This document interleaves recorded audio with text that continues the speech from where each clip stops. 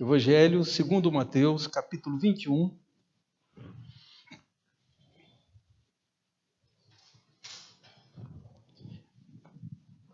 Vamos fazer a leitura que está do versículo 28 ao 32. E depois o coral vai nos conduzir no louvor a Deus com mais uma mensagem do hino.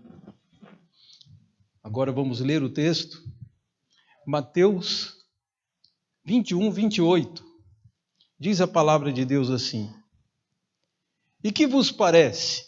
Um homem tinha 2 filhos. Chegando-se ao primeiro, disse: Filho, vai hoje trabalhar na vinha.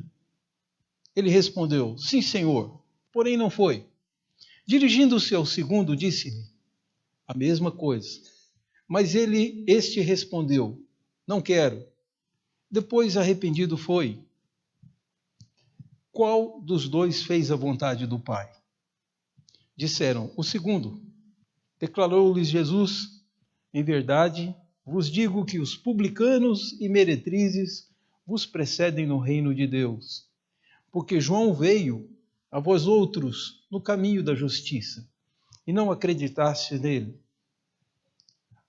Ao passo que publicanos e meretrizes creram. Vós, porém, mesmo vendo isto, não vos arrependestes, afinal, para acreditardes nele. Vamos louvar a Deus pelas vozes dos coristas. Amados, hoje, no Dia dos Pais, qual o presente que você gostaria de ganhar? Eu me lembro, o pastor Evandro, que morreu no início desse ano, foi o pastor que me batizou a minha esposa, na época minha namorada ainda, e batizou também minha mãe, meus irmãos. Pastor Evandro contava num sermão que eu me lembro de ter ouvido dele na primeira igreja de Goiânia, que uma manhã ele ficou meio temeroso porque deu um calafrio nele, porque ele foi acordado pelos filhos no Dia dos Pais, e o Geraldo Miguel, que era o mais velho, abraçou ele e falou: Pai, quando eu crescer eu quero ser igualzinho você. E ele disse assim: igual a mim. Sabendo ele, conhecendo suas próprias faltas. Então pediu misericórdia do Senhor. Nós estamos diante de um texto que Jesus fala de um pai. Um pai com 2 filhos. E Jesus nos conta essa parábola para nos mostrar o que o pai quer ganhar. Que os filhos querem ser como o pai, isso é normal, é o modelo deles. Mas e os pais? O que eles gostariam de receber dos seus filhos? Aqui é deixado claro.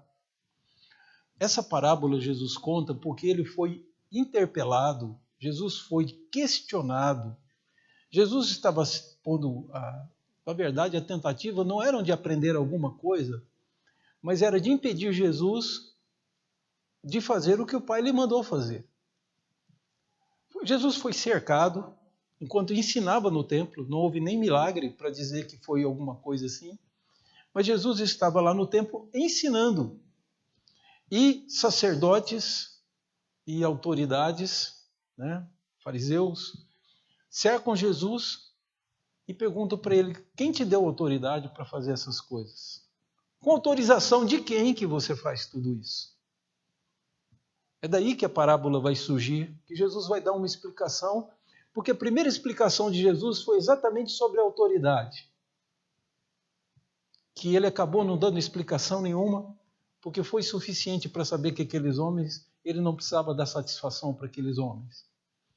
Mas depois Jesus conta essa parábola para que esses homens soubessem a posição que eles tinham diante dos olhos de Deus. Porque você e eu podemos confundir facilmente vida cristã com religiosidade. Qualquer homem, facilmente, não percebe o limite que passa para um lado ou para o outro, quando ele deixa de ser espiritual para ser meramente religioso, para exigir que costumes sejam mantidos, como era o caso dos fariseus, e não tinha os olhos abertos, nem os ouvidos abertos para saber o que Deus queria. E por isso acabavam ferindo pessoas. Daí, Jesus vai, com esta parábola, dizer onde esses homens estão. Voltando um pouco, A resposta: com que autoridade? Quem que autorizou você a fazer isso? E Jesus diz para os sacerdotes, que eram autoridades, que foram ordenados, tinham o sangue de Levi, possivelmente de Arão, eram descendentes de Arão, descendentes, portanto, parentes de Moisés, de Arão e de Moisés, e aqui serviam como sacerdotes. E agora perguntam a Jesus, sendo os principais sacerdotes e os anciãos do povo, né? Perguntando para eles, eram autoridades, e perguntaram para Jesus, quem te deu autorização para ensinar essas coisas? Nós temos a autorização, somos autoridade aqui, e você? Em nome de quem? Para que a gente dê permissão para você. E Jesus falou assim, eu respondo, se vocês me responderem uma pergunta também. João Batista batizava pessoas com autorização de quem? E aí os homens ficaram com medo. Se respondessem que João Batista vinha da parte de Deus, então por que vocês me incomodam? Por que vocês vêm me perguntar isso? Eu fui batizado e João disse que eu era o enviado de Deus.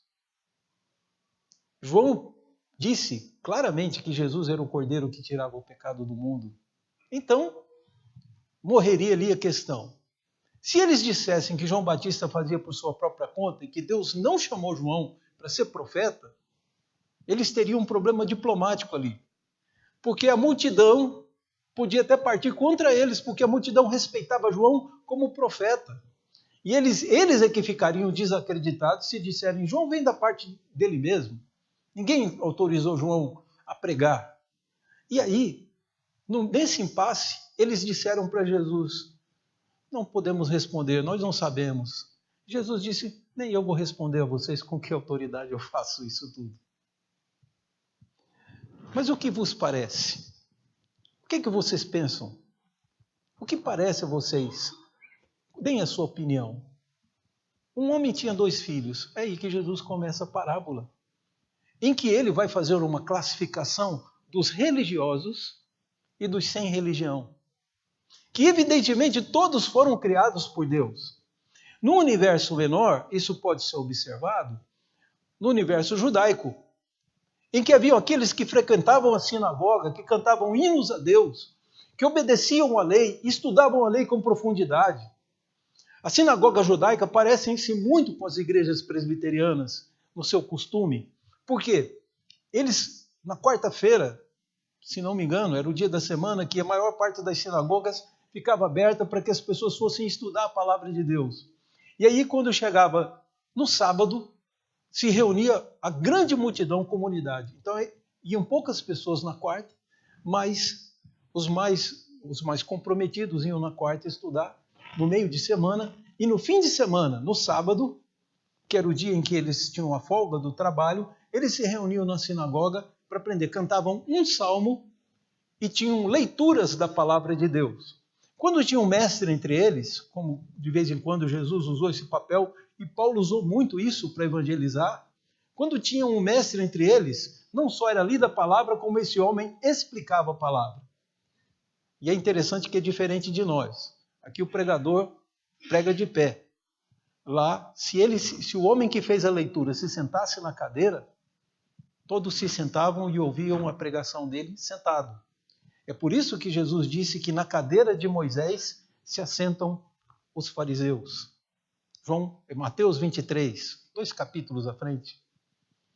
Por que Jesus fala isso? Por que Mateus coloca essas discussões aqui? Para que nós entendêssemos de onde vinha o ódio das autoridades a ponto de promoverem, de articularem a morte de Jesus. Por isso que Mateus explica. Porque muito judeu dizia, se ele fosse da parte de Deus, as autoridades teriam reconhecido. Então essa parábola vem mostrar exatamente que o religioso não tem resposta para tudo. Ser religioso não tem nada demais. Porém, ser só religioso, ou a religião dominar a espiritualidade, isso pode ser altamente danoso para qualquer igreja, para qualquer grupo e para qualquer pessoa. A palavra religião é tão negativa que ela só aparece uma vez em Tiago. E Tiago escreve para falar mal. Ele diz, se alguém julga ser religioso, saiba que a verdadeira religião é essa. Vai visitar os órfãos e as viúvas nas suas necessidades. É assim que Tiago menciona.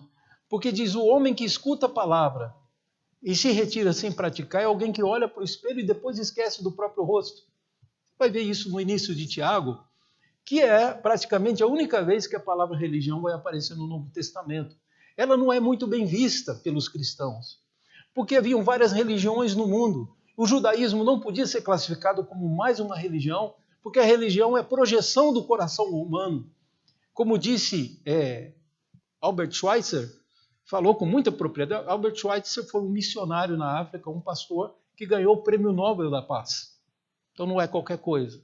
Albert Schweitzer dizia que religião é o homem tentando encontrar a Deus. E cristianismo é Deus encontrando o homem. Então é muito diferente. Porque os deuses egípcios, os deuses gregos, os deuses cananitas eram projeções do coração humano. Era o que o homem desejava que Deus fosse. Então era um Deus que era propriedade e refém deles. E esse Deus, inclusive, exigia muitas vezes sacrifícios humanos, que o homem entregasse seu filho, sua filha, para serem mortos como sacrifício, porque eram deuses sanguinários. O Deus de Israel proibiu que se fizesse sacrifício humano nas suas terras. Então é muito interessante você observar que a religião de Israel não é resultado da cultura do povo, é resultado de uma revelação de Deus. Os gregos projetam o que tem no coração e por isso a religião deles é projeção do que o homem quer, do que o homem pensa. Os heróis dos escritos sagrados dos gregos, que são os escritos de Homero, hoje muito celebrado pelos filósofos, os heróis são homens, homens que desafiam deuses e vencem. Do cristianismo, nosso herói foi crucificado, se entregou aos seus inimigos. Então é muito diferente. O cristianismo prega o contrário do que a sociedade da época esperava. Como hoje nós estamos pregando o contrário. Enquanto a sociedade prega uma liberdade plena para o homem escolher o que quiser, para a mulher decidir se aborta o filho ou não, o cristianismo ensina a submetermos e obedecermos a Deus. E por incrível que pareça, com toda essa missão de transformar o mundo que nós temos, a religiosidade pode ser altamente negativa e prejudicial na transformação do mundo. É isso que Jesus vai falar. Porque agora o pai chega para um filho e diz, filho, vai trabalhar hoje na vinha? Isso que significa que esses filhos geralmente não iam para a vinha. Talvez um dia que o pai não pudesse ir, ele fala, filho, vai lá hoje é você. E o menino disse, tá bom pai, eu vou. Só que ele não foi. Enquanto que o segundo, quando o pai viu que o outro não foi, disse, filho, vai trabalhar na vinha. E o segundo disse, não quero ir. Fez o que ele queria, a vontade de pai, não quero ir hoje. E depois ele pensou, não posso fazer isso com meu pai. Ele volta atrás e sem o pai saber, ele vai trabalhar na vinha, porque ele se arrependeu.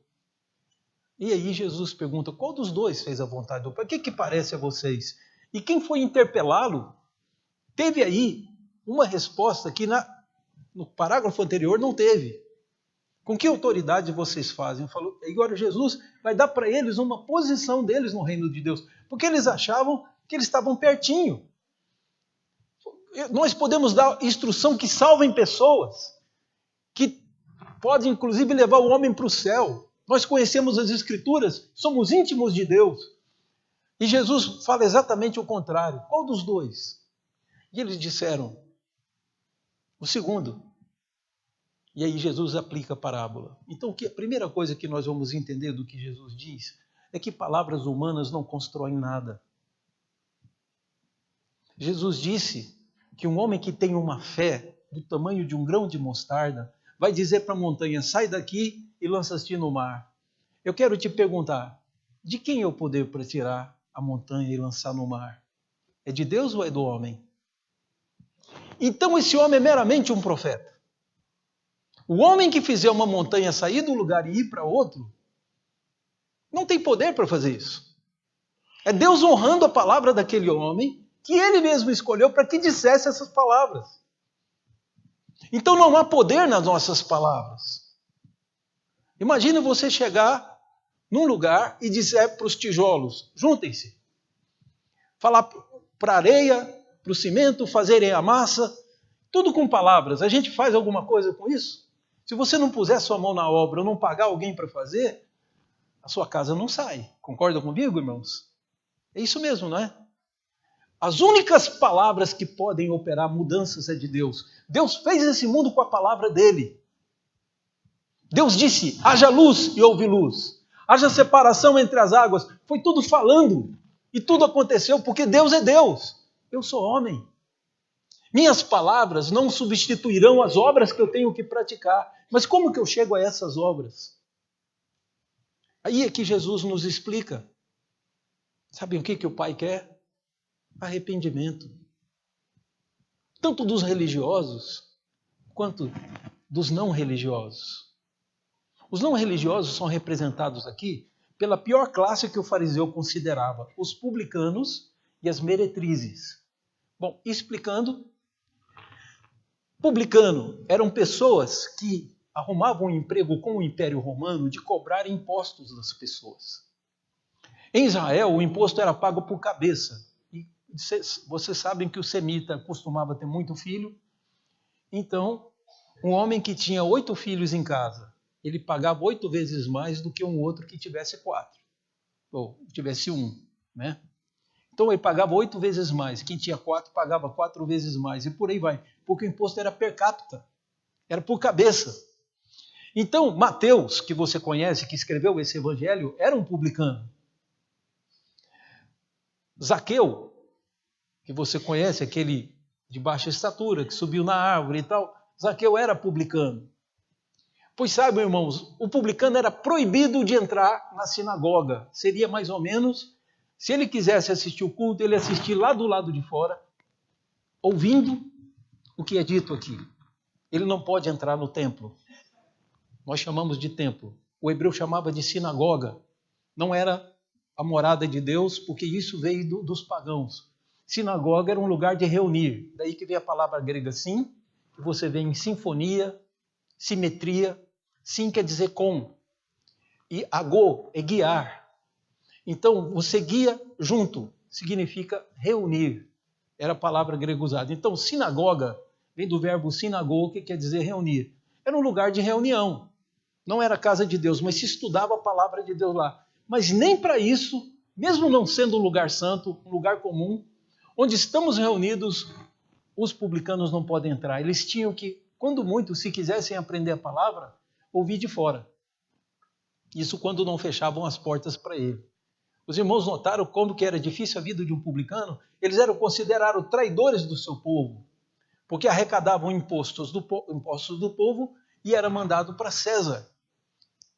Os hebreus, em geral, o hebreu devoto a Deus, era contra o pagamento de impostos para César. Por isso tentaram pegar Jesus e desacreditar Jesus, perguntando, é lícito pagar imposto a César? Ele falou, me dá uma moeda.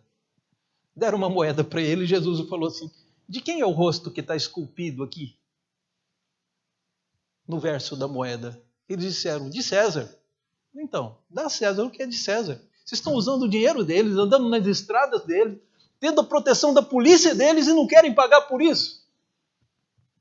Era isso que Jesus dizia por trás disso, a implicação. Jesus disse, deem a César o que é de César e a Deus o que é de Deus.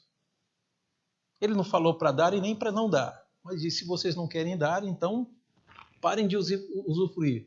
E nós aprendemos aqui numa aula com o Pascoal que esse pacto com os romanos foi pedido de Israel. Israel era muito atacado pelos povos vizinhos, assaltado. Havia uma desordem ali. E foi o próprio povo de Israel que pediu aos romanos a Pax Romana. A ordem romana entrasse também na Palestina, até para que eles sobrevivessem e fossem protegidos. Então os próprios judeus pediram. E agora estão perguntando para Jesus se é lícito pagar imposto.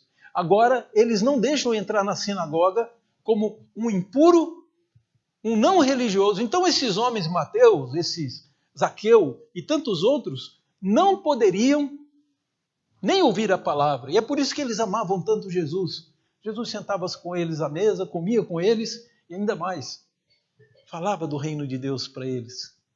Imagine o quanto que Jesus era amado. Não só os publicanos, mas as meretrizes. Não havia serviço remunerado para a mulher. Se mulher quisesse trabalhar, quando muito ela ganharia, numa lavoura, alguma coisa, ela ganharia um prato de comida. Porque não havia, mulher não tinha direito à propriedade nem salário na sociedade judaica. Então muitas mulheres entravam para o mundo da prostituição quando perdiam seu pai, quando perdiam seu marido, e tinham que viver de esmola. Então passaram a prostituir. E aí eu me lembro quando o meu filho caçula me perguntou uma vez: pai, o que é prostituta? Né? Porque ele ouvia essa palavra. Aí eu tentei responder da forma mais amena possível, disse para ele era pequenininho, eu disse para ele, mas muito esperto. Aí eu disse para ele, é o pai do Isaac, eu disse para ele, é uma mulher que vende o corpo. Aí ele ficou sem entender, né? Ele ficou um tempinho pensando, mas se ela vender o corpo, como que ela anda? Quer dizer, então eu tive que dar outra explicação para ele, o que é isso, vender o corpo, né? Então veja só, queridos, aqui nós temos uma mulher que entrega o seu corpo para ser usado para o sexo e recebe um dinheiro por isso. Eram das mulheres mais ricas. Você vê, não tinha profissão, mas a prostituição fazia com que essas mulheres fossem ricas. Os irmãos lembram que aquela que quebrou o vaso de alabastro sobre Jesus, aquele óleo era caríssimo, aquele óleo perfumado. E que ela estava dentro de um vaso que ela quebrou, estava selado, o vaso vinha selado com óleo e ela quebra e derrama sobre Jesus para perfumar Jesus. Era uma forma de homenageá-lo. Aquilo era caríssimo a ponto de Judas Iscariotes protestar e dizer, esse vaso tinha que ser vendido e arrecadar dinheiro para dar para os pobres. Ou seja, é um desperdício jogar isso sobre o Senhor. Foi isso que Judas quis dizer. E João explica, ele, lá por volta de João capítulo 13, João diz, não foi por cuidado dos pobres, que Judas não estava nem aí para os pobres. É porque ele tirava dinheiro da bolsa dos apóstolos para pôr na sua própria bolsa. O famoso desvio de verba, né? Já tinha. Você vê que nossa raiz do Brasil, nós somos descendentes de judeu mesmo, sem dúvida. Porque há muita gente copiando essa forma de administrar. Então, o que nós temos diante de nós é um texto no qual Jesus fala que o que o Pai quer é arrependimento. E aí Jesus diz, para um ele disse vai, e ele disse, sim, meu Senhor, sim, meu Pai, eu vou. O outro ele diz vai, e ele diz não, não vou obedecê-lo, não quero. Mas arrependeu-se e foi. Qual dos dois obedeceu? Disseram os fariseus, os sacerdotes, o segundo. Bom, se é o segundo, Jesus diz para ele, é por isso que as meretrizes, as prostitutas e os publicanos estão na frente de vocês, religiosos do reino de Deus. Mas Jesus está falando de um fato específico que tinha acontecido. Imagina para um fariseu, uma vida reta, que não deixava que nem prostituta e nem cobrador de impostos entrassem na sinagoga, ouvir, não está resolvendo nada, porque eles estão mais perto do reino de Deus que vocês. Eles estão antes. Na escala de Deus, eles estão mais perto de entrar no céu do que vocês. E aí foi a grande pergunta que Jesus acaba colocando para eles, a grande questão que fica na sua mente, o que Deus quer realmente? Porque Jesus diz, veio João Batista e vocês não deram crédito a ele. Vocês não tiveram coragem de dizer aqui que João era profeta, sabendo que ele era. Então vocês não respeitam e não creem em João, que foi um profeta enviado por Deus. Mas as meretrizes e os cobradores de impostos creram nele. Os irmãos estão vendo a ordem? Arrependimento, fé e obras. Porque quem ama, obedece seu Pai. Jesus diz, aquele que tem os meus mandamentos e os guarda, esse é o que me ama. E no dia do juízo, Jesus descreve que vai vir o Filho do Homem e que muitos dirão... E Jesus até diz, por que vocês me chamam de Senhor e não fazem o que eu vos mando? Em teu nome expelimos demônios, fizemos isso, fizemos aquilo. Jesus diz: apartai-vos de mim, vocês que praticam a iniquidade, nunca conheci. Então a obediência está ali ligado. Mas a obediência não salva ninguém, porque nunca obedeceremos Deus no nível em que possamos conseguir resgatar as nossas almas. Isso não existe. Ninguém tem como apagar os nossos pecados a não ser o sangue de Jesus. Portanto, a fé vem antes. Arrependimento e fé, conversão. Aí as obras vêm. As minhas obras vão mudar, porque o Espírito Santo habita em mim para me santificar, para lutar contra a minha natureza, que vai produzir o mal dos outros. O Espírito Santo suprime de tal forma que eu sou santificado e eu passo a produzir o bem dos outros. É isso que Paulo diz, que o fruto da carne é prostituição, mentira, porfias, ciúmes, vaidade. É o que o espírito humano pode produzir.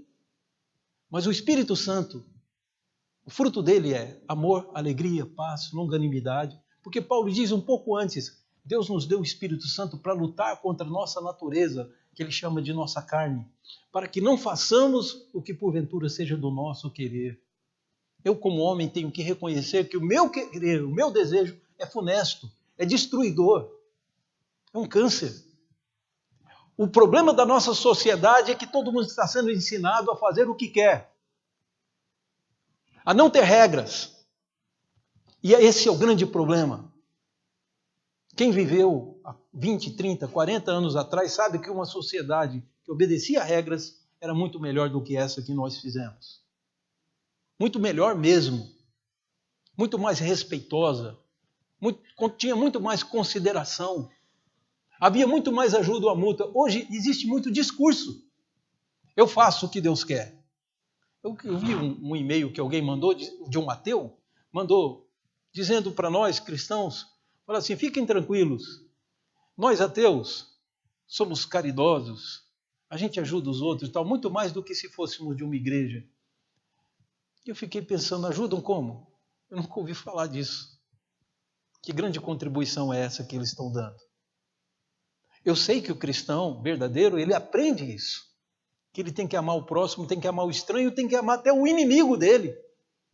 E pagar, o que Paulo diz? Pagar o mal que te fizeram, você vai pagar com o bem.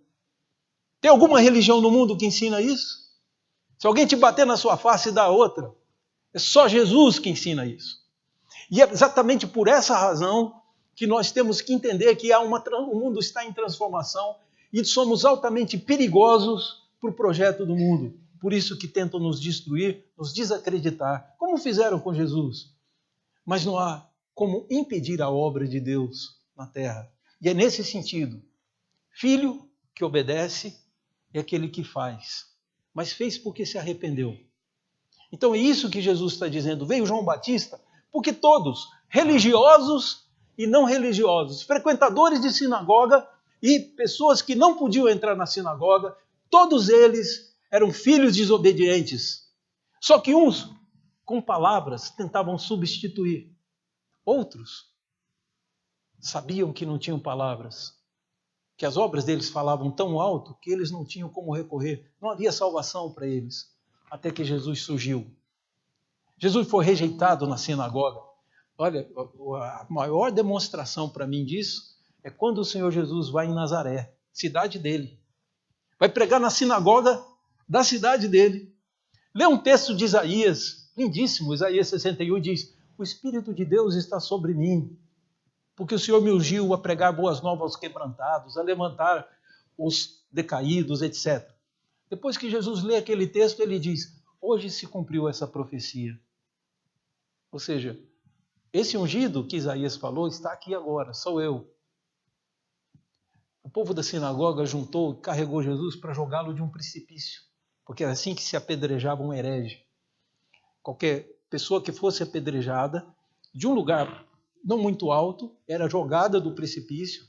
Era uma forma do judeu deixar aquela pessoa meio anestesiada, porque ela caía e ficava sem sentidos, aí o povo jogava pedra. Era um tipo de generosidade, se você quiser entender que é, né? Mas o judeu entendia que era uma forma misericordiosa de matar o condenado. Então levaram Jesus para um precipício. E quando iam jogá-lo, O texto da Bíblia diz que Jesus ocultou-se entre eles. Eu ouvi um pregador, achei muito curiosa a palavra, um pregador estrangeiro, estava pregando na nossa igreja e disse que ele cria que Jesus desapareceu, desintegrou. Porque como é que alguém passa no meio da multidão e ninguém pega ele? Jesus ficou invisível. Esse foi o milagre. Se for isso, é extraordinário. Porque está todo mundo agarrando Jesus, como é que ele vai se livrar? O texto da Bíblia só diz, lá de Lucas, diz que Jesus se ocultou deles. De tal forma que quando, cadê ele? A gente ia jogá-lo, cadê ele? Jesus já tinha saído, porque não era o momento dele ser crucificado ainda.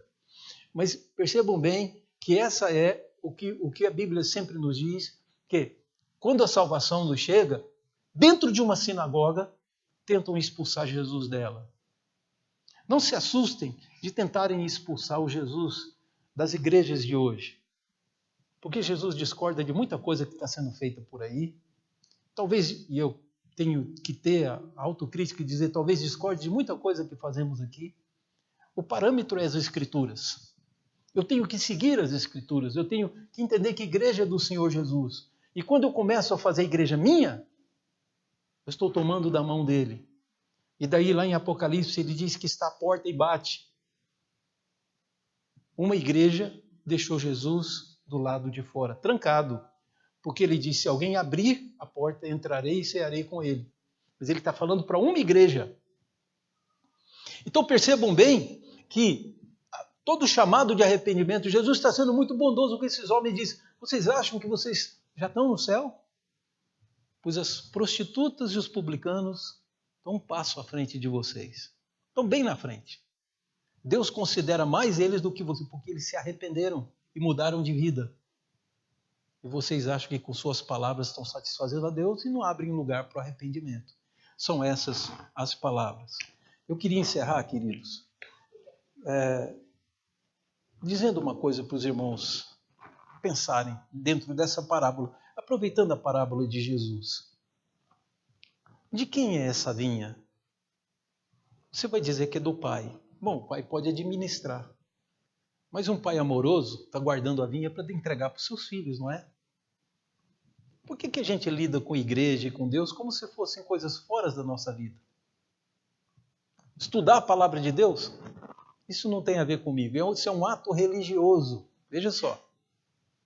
Então aqueles que são mais religiosos vão mais à igreja. Quem é menos religioso vai menos à igreja. Estão vendo que a religiosidade é confundida facilmente com espiritualidade? A vinha é sua.